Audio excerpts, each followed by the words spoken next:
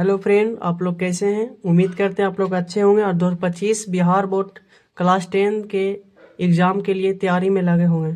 आज के हम इस वीडियो में हिंदी क्लास के लिए कुछ इंपॉर्टेंट क्वेश्चन लाया हूं जो बार बार बोर्ड एग्ज़ाम में रिपीट होता है। चलिए प्रश्न को देखते हैं। रंगप्पा कौन था? वह मगम्मा से क्या चाहता था? रंगप्पा मगम्मा के गांव का ही जुआरी और बुरा व्यक्ति था। यानी रंगप्पा मगम्मा का ही गांव का था और बहुत बुरा व्यक्ति था। वह मगम्मा से जुआ खेलने के लिए कर्ज के रूप में पैसा लेना चाहता था। वह जानता था कि मगम्मा अपने बहू बेटे से अलग रहती है और इसके पास पैसे भी रहते होंगे। यानी रंगप्पा का कहना यही था कि अगर मगम्मा से पैसा मांगेंगे तो मगम्मा अवश्य ही देगी, क्योंकि अपने बहू से विवाद था, झगड़ा चलता था, इसलिए वो जानता था कि मगम्मा के पास पैसा अवश्य ही होगा। मगम्मा अपने बहू बेटे से अलग क्यों हो गई? मगम्मा की अपनी बहू के साथ मगम्मा अपनी बहू के साथ अपने पोते को लेकर विवाद था। बहू पोते को जब पीट दिया करती थी। बहू यानी नजम्मा, मगम्मा का बहू नजम्मा थी और नजम्मा जब अपने बेटे को पीटा करता था तब उसकी बहू यानी मगम्मा कहती थी क्यों उसको पीट रही है। इसीलिए इसके विवाद को लेकर आगे ज़्यादा झंझट हो गया और मगम्मा को एक दिन ऐसा आफत आ गया क्योंकि उससे घर अलग होना पड़ा। इसके लिए मगम्मा उसे मना करती तो बहू यानी नजम्मा उसी से लड़ पड़ती। यानी नजम्मा अपने सास से ही लड़ पड़ती, जो सास का उनका नाम था मगम्मा से लड़ पड़ती। यही विवाद एक दिन इतना बढ़ गया कि मगम्मा को अपने बहू बेटे से अलग होना पड़ा। तो इसके लिए आप ऑब्जेक्टिव क्वेश्चन कुछ हम देखते हैं जो बिहार बोर्ड में हमेशा रिपीट होता है। चलिए पहला क्वेश्चन को सॉल्व करके देखते हैं। B.R. नारायण ने किस कहानी का अनुवाद किया? B.R. नारायण ने किस कहानी का अनुवाद किया? जैसे कोई संस्कृत भाषा है उसको हिंदी भाषा में अनुवाद करने वाले को ही कहानीकार यानी अनुवाद को कहते हैं। B.R. नारायण ने किस कहानी का अनुवाद किया? ढाते विश्वास, दही वाली मगम्मा, नगर या माँ? तो दही वाली मगम्मा। दही वाली मगम्मा कन्नड़ भाषा है। दही वाली मगम्मा पाठ के लेखक कौन है? यानी दही वाली मगम्मा के लेखक कौन है? श्रीनिवास, सावरदैया, सुरजाता, इनमें से कोई नहीं। तो श्रीनिवास होंगे। दही वाली मगम्मा के लेखक श्रीनिवास है।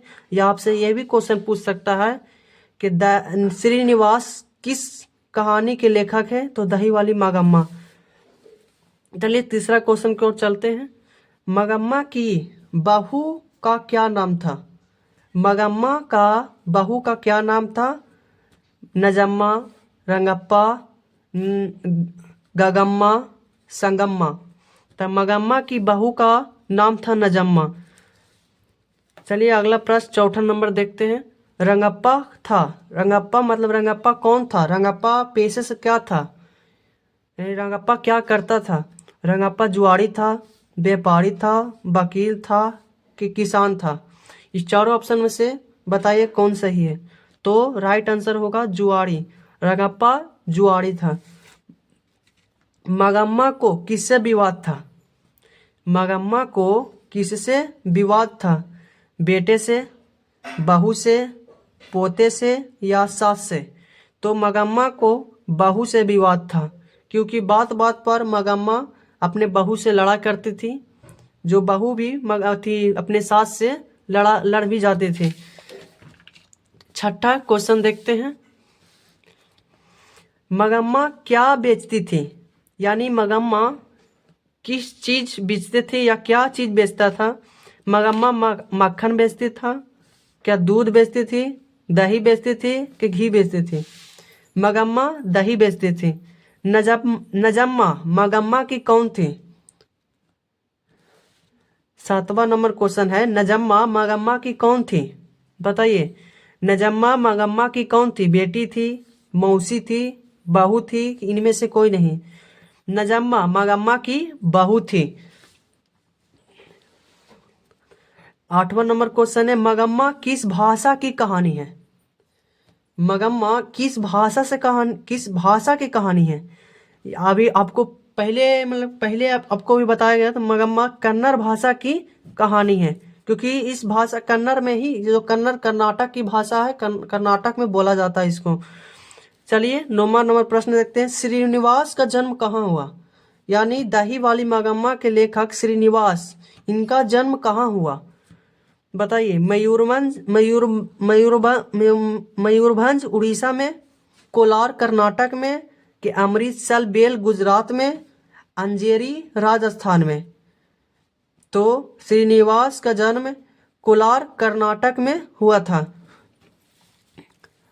और 10वां नंबर क्वेश्चन है, जो ये लास्ट क्वेश्चन है, और ये 10 जो क्वेश्चन आपको ऑब्जेक्टिव बताएं, हमेशा बिहार बोर्ड क्लास 10th में आता रहता है। चलिए 10th नंबर भी सॉल्व करके देखते हैं। मगम्मा कहाँ की रहने वाली थी?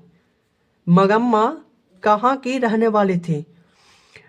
मयूरभंज, इलाहाबाद, बैरपुर या वेंकटपुर?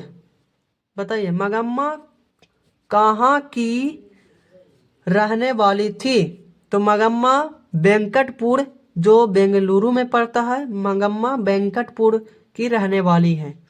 अगर आपको इस वीडियो में कुछ सीख मिला होगा तो इस वीडियो को कृपया लाइक कर और शेयर कर, सब्सक्राइब करना ना भूलें। धन्यवाद।